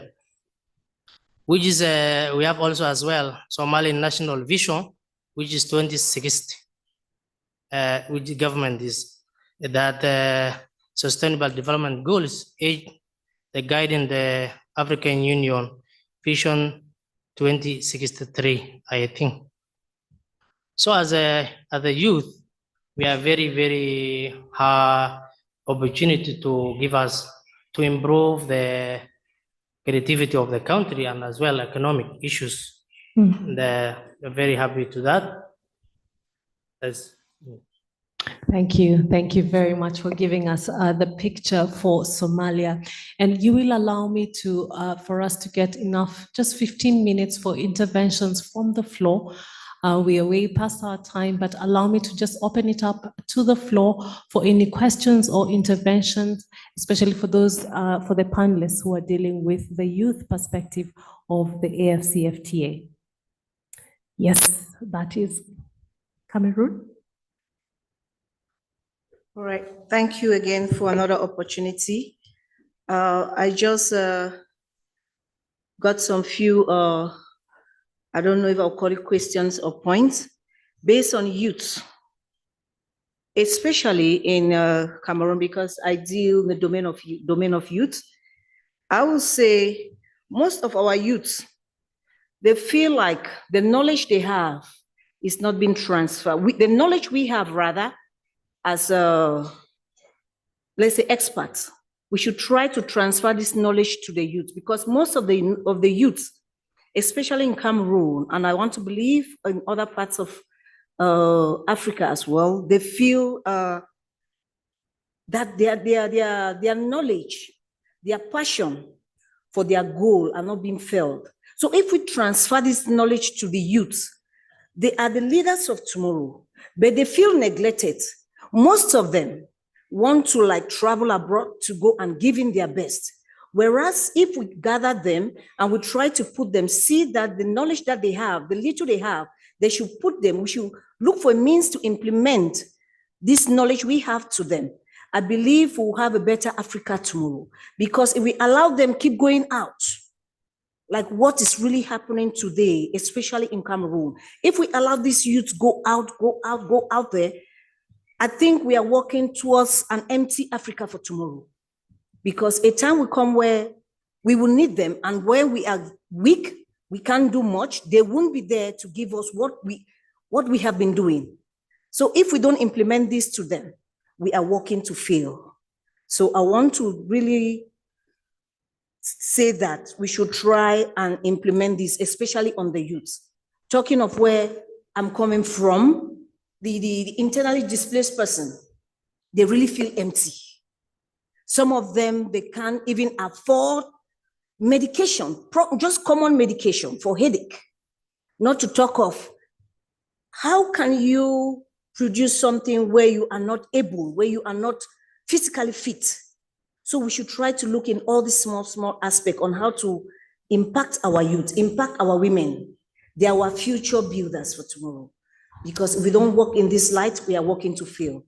Thank you. I hear you. I hear you. Let's try and curb the brain drain that is happening in Africa. I hear you. Uganda, you have the floor.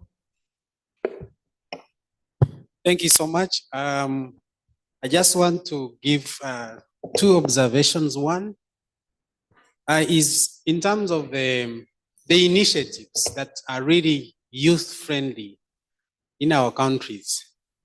I actually appreciate providing information to the youth. It is very important. But the issue of skilling, if you give someone information and is not skilled, is just going to sit with the information. In Uganda, we have tried to provide some facilities, financial support to the youth. We have a youth livelihood program. But because of limited skills, you'd find that these resources are either put to waste. So I don't know to the panelists, what are some of the youth-friendly initiatives have been championed in your countries that would think really can help the youth? If you give someone information, he's going to wait until he's at that level of maybe registering a business, maybe has security, he can go and venture into some kind of business. So to me, whereas information is important, but the issue of skilling and providing youth-friendly initiatives would be very, very important. In Uganda, we have actually championed or encouraged. Actually, we've started the change of Uganda's curriculum to ensure that there is improved skills, our skills to be more job creating than just having skills that are not going to create jobs. So, but my emphasis, my point is the youth-friendly initiatives. If you have the market, what proportion have you provided for the youth? If you give them information that is general to all, he's not going to take up this advantage.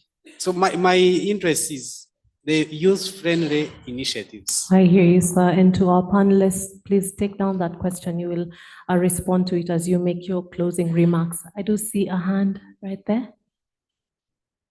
Okay, Mr. Andrew Mould, you want to make an intervention first? Thank you. Wouldn't mind, yeah. Listening to the Ugandan friend and colleague here provoked me to just have a reflection about this. When I listen to discussions about youth unemployment and the creation of work, you people, it often gravitates around the idea that young people have to create companies and they need the skills to do so. I feel this is sometimes a little bit misleading and a little bit unfair on the youth. So in the case of Uganda, there was a Gallup World Poll survey which looks at some years ago, which looks at the willingness of people to create their own enterprises. And in the case of the United States, they asked the question basically over the next 12 months, who plans on creating their own business? United States, it's about 3% of people responded, yes, I'm thinking of doing so. European Union, it's 4 or 5%. These are percentages are very, very low. In Uganda, 80% of the people that responded said, yes, I'm going to create a business. And that reflects a reality there that there are not enough proper stable jobs being created. And so people are left with no choice but to try to create their own businesses. And I feel there's a subtle shift in the burden here where we're kind of blaming young people for their own predicament in a way, because they're not sufficiently entrepreneurial or they don't have the right skills all the time, instead of looking at why the structure of the economy is such that the quality jobs with contracts, stable positions that nearly all of us desire for ourselves are not available for the vast majority of youth. So this idea that youth have to generate their own employment, I think is taken too far quite often. We need to look at why the structure of our economies is such that there is not enough stable employment being created.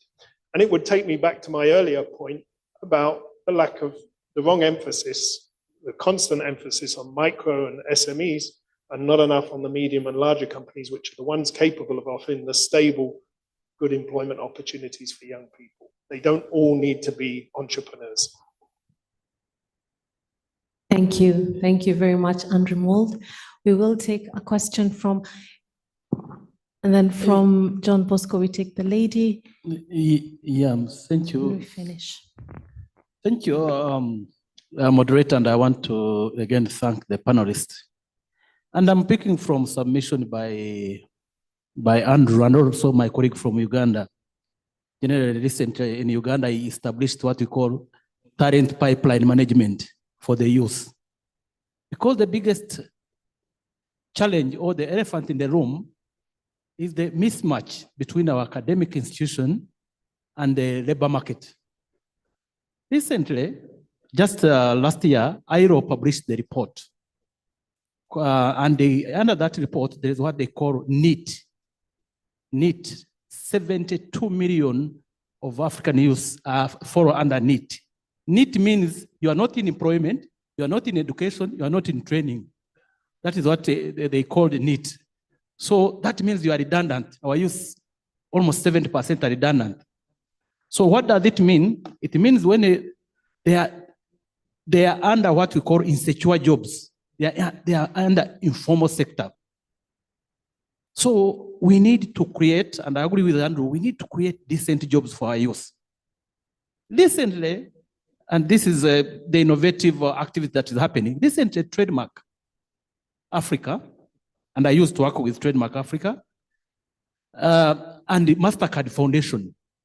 They have identified the value chain where youth can be employed. One of the value chain is the fisheries.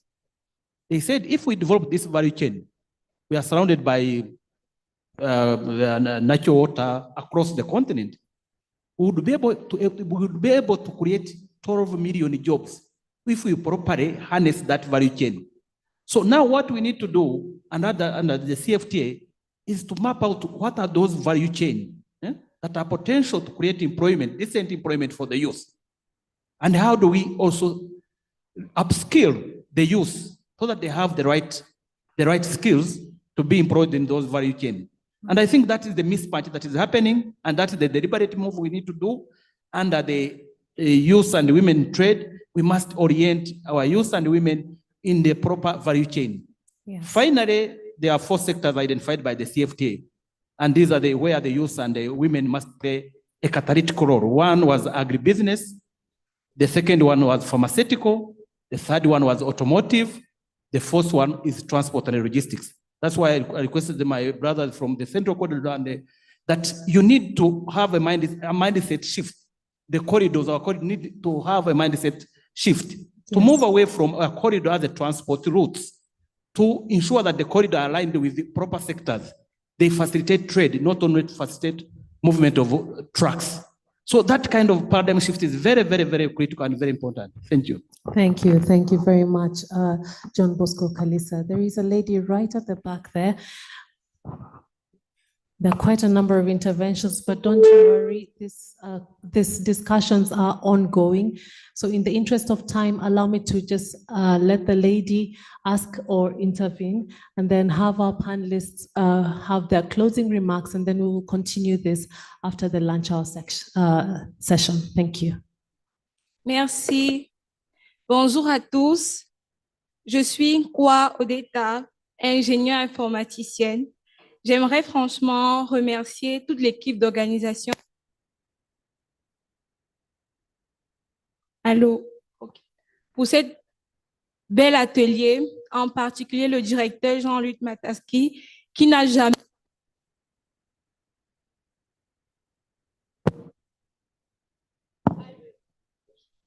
OK. Je disais que je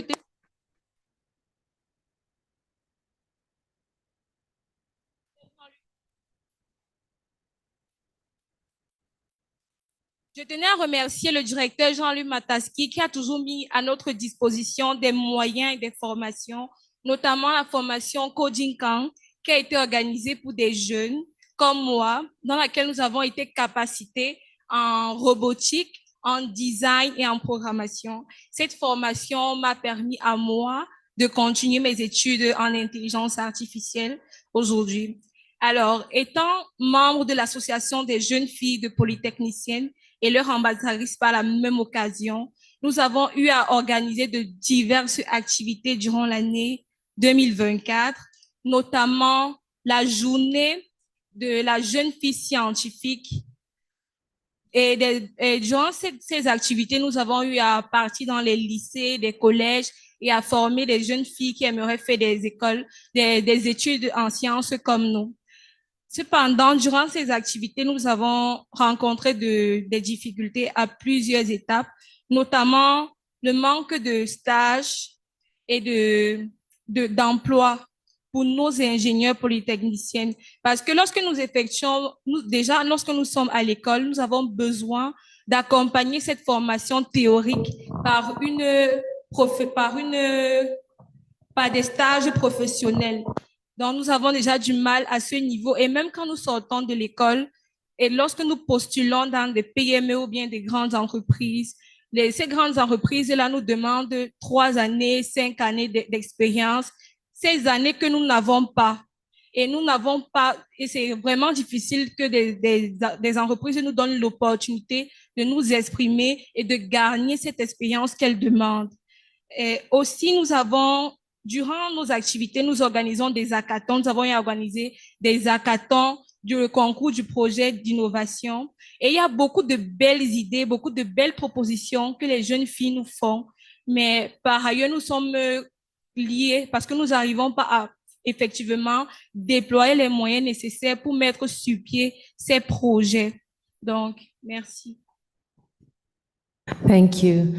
Thank you very much for sharing from a youth perspective and the things that you go through, even as you try to integrate into this whole system. And I hope that other people in the room have heard, firsthand from the youth what they go through. And I just want to take it back to our panelists, beginning with you, Ms. Celine.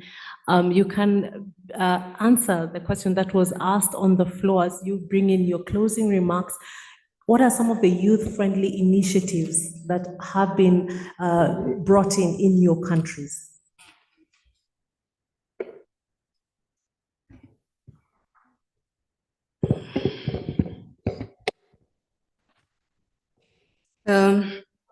Merci beaucoup pour la question qui a été posée dans l'auditoire, disant quelles sont les initiatives qui ont des jeunes qui ont amené, je dirais, des fruits dans le pays. Pour nous, par exemple, au Burundi, le gouvernement est en train de travailler dans ce domaine d'appuyer la jeunesse pour qu'elles puissent donc mettre en place leurs initiatives, leurs projets, leurs activités. Et on créa un programme qui s'appelle PAEJ. Le programme-là donne des financements aux jeunes, donc aux jeunes entrepreneurs émergents, donc qui commencent juste. Mais cela n'est pas suffisant parce que même s'ils commencent, le réel problème, c'est ce renforcement de capacité. Comment ils peuvent s'y prendre, comment ils peuvent continuer à aller de l'avant pour que leurs activités soient rentables. Il y a un aussi qui a posé la question qui disent donc les informations sont données mais ne sont pas exploitées. Ce n'est pas à dire que les informations ne sont pas exploitées. Le problème, c'est que ces gens n'ont pas de capacité. Ce sont juste des gens qui émergent.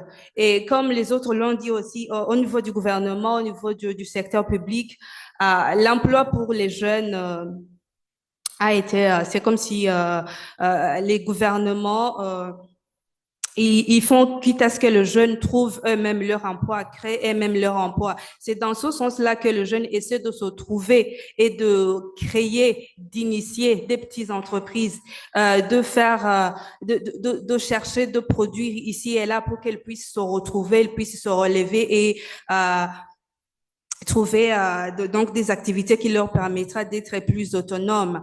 Il y a aussi le programme du gouvernement qui a mis dans le cursus, dans les écoles, le cours d'entrepreneuriat. Et ça, c'est une très bonne initiative pour que les jeunes puissent grandir avec cet esprit d'entrepreneuriat. Et nous, en tant que le jeune leader, nous appuyons le gouvernement dans ce sens-là pour donner de coaching, de formation, de renforcement de capacité pour que ces jeunes puissent pouvoir retrouver le potentiel qui est en eux et qui peuvent les aider à être plus autonomes et à développer ce sens de leadership et prendre donc leur vie en main. Donc, donc il faut comprendre que ces jeunes-là ont besoin de soutien pour qu'ils puissent se relever et pouvoir mettre en évidence le potentiel qui sont en eux, parce que ils ont de bonnes idées, ils ont de bonnes initiatives, mais il manque ces formations, par exemple, pour élaborer un bon projet qui peut être éligible au niveau des institutions financières, au niveau des banques, pour que le projet puisse avoir des appuis, des financements. Donc, vous comprenez bien que l'appui pour les jeunes est très essentiel si nous voulons les voir émerger et bien contribuer dans ce développement économique que nous sommes en train de parler ici. Thank you. Merci. Thank you very much, Celine. Let's go to you, Johnson, for a minute with your closing remarks. Thank you. Thank you. I think from the audience, we have received very good comments regarding the youth, and starting with the comment from our Cameroonian sister in terms of the knowledge from experts, how it's not being transferred. I fully agree. And I look forward to a situation whereby we give the youth the opportunity to showcase what they have as we also transfer the knowledge that we have. If you look at the youth of the continent currently, they may not be as patient as you are. They need to implement what they have to deliver and to gain from it like today, not tomorrow. And that's why they have changed from we are leaders of tomorrow to leaders of today. And in some countries, as I said, including mine, they have started demanding for leadership and for inclusion in decision-making. From Uganda, Dr. Adru and even Bosco, if you talk about youth-friendly initiatives, there are a number of initiatives that I think different countries have, and I would like to mention about a few from my country, which is Kenya. And in this case, the first initiative is where we are engaging the young people who have not gone beyond secondary education, because among the youth, they are a bit vulnerable. Something that we call Kenya Youth Employment Opportunity Project, a project that was being implemented in a few counties as pilot, financed by World Bank and the government of Kenya, whereby the young people are being given the skills in their respective areas of interest, and also beyond that, they were being given some grants to undertake the activities. Then different institutions who are supporting them and mentoring them as they go through the journey. And because of the success of this, it has been scaled throughout the country to national opportunity towards advancement, which will now cater for all young people under that category. Also in Kenya, I think we are moving towards now the TVETs, the technical area where as a country, we have realized there's a lot of opportunities for the young people. And in this case, allow me also to say, through CFTA, let us look for ways of ensuring the informal sector, which employs a number of youth, the majority of the youth, and also where the most number of youth are. Let us look for ways of formalizing it. Different member states should come in place with some of mechanisms of ensuring that they make the process very easy to do that. So just to wind up, allow me to say that the young people of the continent want a borderless continent. They don't care where they come from. They want to go and do trade in whichever country they do. That is the spirit of AU, and I tend to think we are far from it.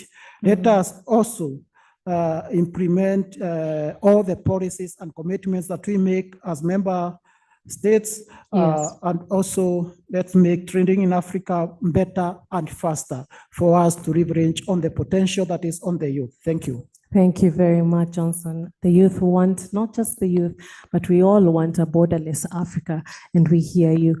Mr. Cree, you have the floor for 1 minute.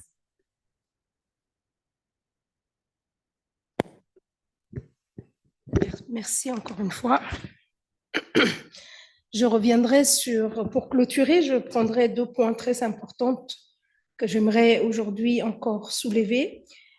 Le premier point, c'est, je reviendrai sur les propos d'un de nos compatriotes ici présents, je pense, du Seychelles, avait soulevé tout à l'heure en disant que depuis quelques années, nous ne faisons que noter les besoins, citer les besoins, dire ce que nous avons besoin, qu'est-ce qu'a besoin les femmes, les jeunes, que doit-on faire, comment doit-on entreprendre, mais nous ne voyons pas des actions concrètes dans chacun de ces pays.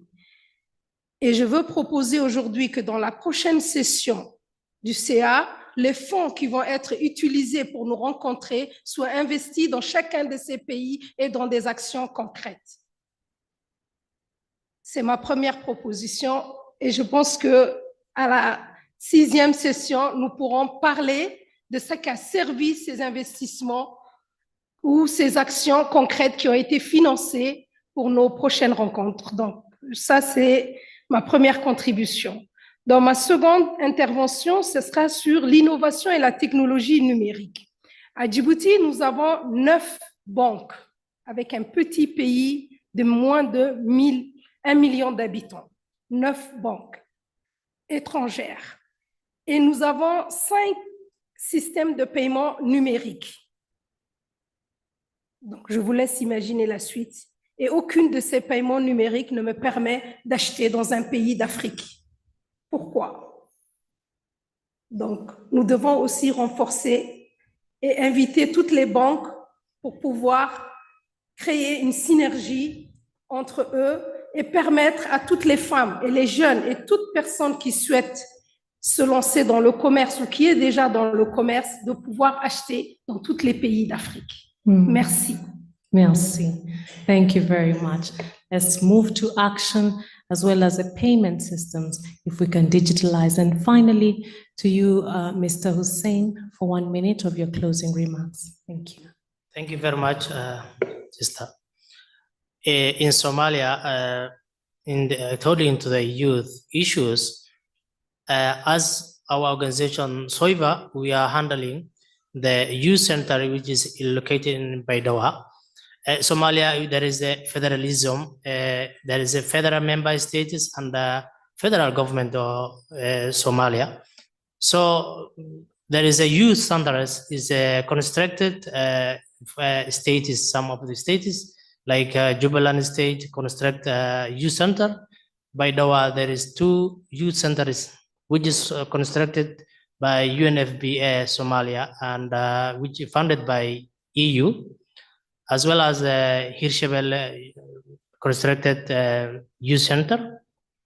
So that youth center is there is entertainment for youth, which is creating, studying and learning about the capacity of the skills, business ideas, and letterance and numerance. As well as a SOIVA, we have trained in Baidoa 550 different community, which is IDBs, a local community for young and young women and young boys. We have learned them to teach them and how to prepare the ideas or business ideas, which is you can go through commercial banks working in Somalia. They base microfinancing, maybe other organization, Save the Children, and also as well, some UNFPA, they paid startup business, which is they bring them and a business idea, then they give them small money, 2,000, 5,000, 1,000 less than. Then they create a new idea for a business. Also, the digital of the market we start in Somalia. You can go online business.